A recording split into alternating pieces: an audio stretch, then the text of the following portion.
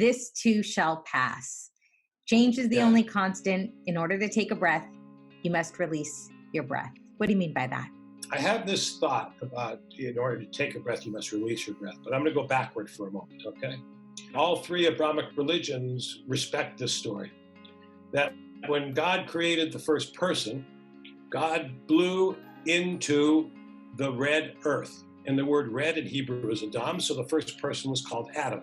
So God blew the first breath into the first person. So Adam, was inspired, filled with the breath of God. But the only way that Adam could take a breath is if he could release his breath. If you doubt this for a second, tell me how long you can hold your breath. So in order for Adam to take a breath, he had to release his breath. And when he released his breath, it would be breathed by the people around him. So we are all inspired by God, and we are all conspiring, breathing together. So the very first breath that was ever breathed into the very first person is still being passed from person to person. We are conspiring with the inspiration of God from the very first person.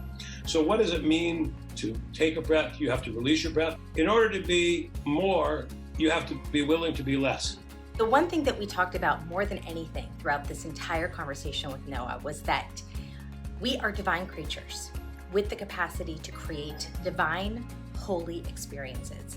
With the constant barrage of the human experience being on the course to savage brutality as a result of hatred, disease, and materialism, Noah brings a common theme to all of his stories and his conversations, which is we are responsible for one another and we are culpable towards igniting ourselves.